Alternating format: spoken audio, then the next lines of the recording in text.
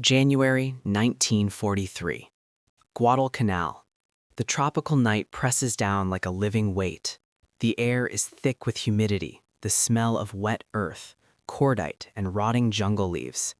Cicadas scream in waves, then fall suddenly silent, as if the island itself is holding its breath. Along a narrow ridgeline hacked out of the jungle, American Marines crouch behind shallow foxholes. Rifles are cleaned again and again by touch alone. Trip flares hang like fragile stars, waiting. In the darkness beyond, Japanese soldiers move without light, without sound, certain that night belongs to them. This moment mattered because the Pacific War was not merely a clash of armies, but a collision of military philosophies shaped by culture, geography, and belief.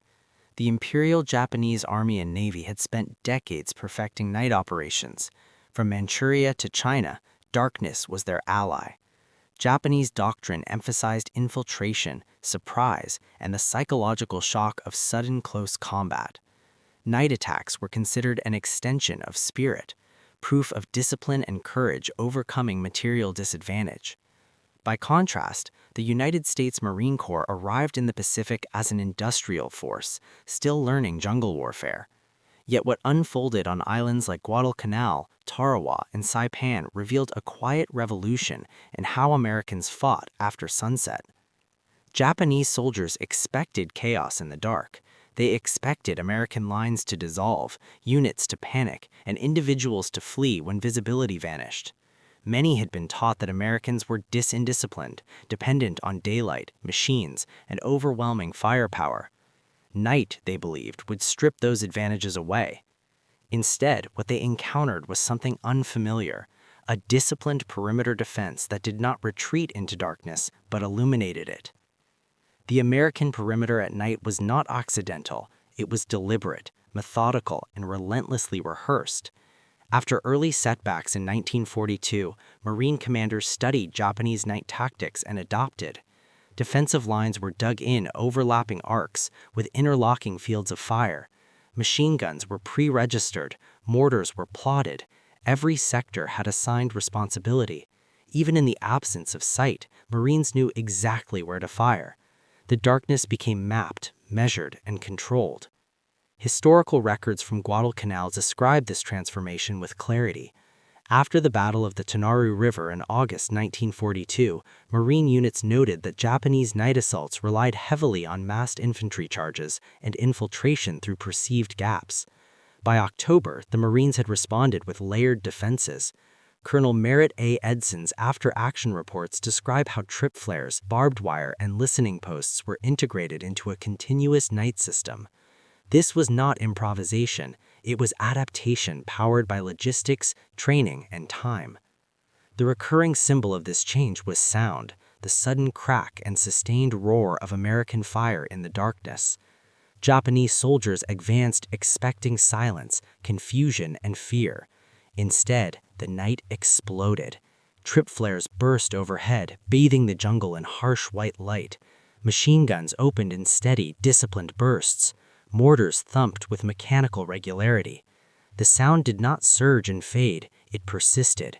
It told a story of abundance, of ammunition stockpiled, of barrels that did not overheat, of crews that rotated without collapsing. Captured Japanese documents and post-war testimonies reveal the shock this caused.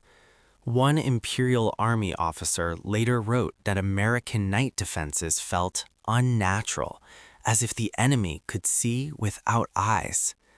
Another noted that repeated night assaults failed not because of courage, but because American fire never seemed to weaken. The sound of it, constant, unbroken, eroded morale more effectively than daylight bombing. Darkness no longer offered protection, it amplified vulnerability. The Marines themselves were not fearless.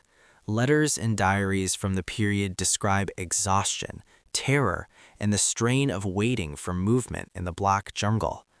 Yet fear was contained by system. Marines trusted the perimeter, the man to their left and right, the prearranged signals and fires. American democracy, translated into military form, expressed itself here as collective responsibility. No single heroic charge to find the night. Survival depended on coordination. This experience reshaped Japanese perceptions of the enemy. The belief that American soldiers lacked spiritual resilience began to fracture. Night attacks, once seen as decisive, became costly. On Saipan in 1944, Japanese forces launched massive nocturnal banzai assaults, only to be annihilated by entrenched American defenses supported by artillery and naval gunfire. U.S. after-action reports counted thousands of Japanese dead before dawn. The sound of American fire again dominated the night. Unrelenting, industrial, final. For the Marines, perimeter defense at night became doctrine. Training manuals were revised. New units arrived already instructed in night discipline, listening posts, and fire control. The night was no longer an unknown. It was simply another environment to be mastered. This mastery reflected a broader transformation. The ability of a democratic industrial society to learn faster than its adversary, to absorb losses, and to systematize survival. The symbolism of sound remains central.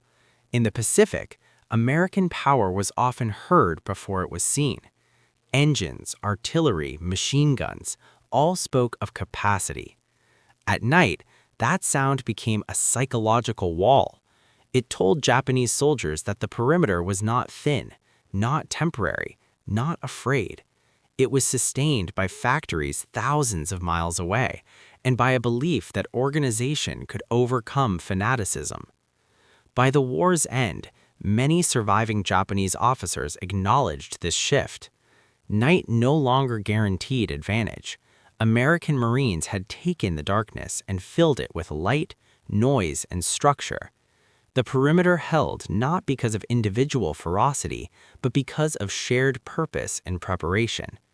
When the jungle finally fell silent after these battles, the lesson lingered. Freedom, in this context, was not loud rhetoric or dramatic gestures. It was the quiet confidence of men standing watch together through the night, supported by systems larger than themselves. The American perimeter defense became more than a tactic. It became a statement that abundance, when organized and shared, could withstand even the deepest darkness. And in the Pacific night, where the enemy once believed fear would rule, the steady sound of American fire told a different truth, that democracy, when prepared, does not sleep.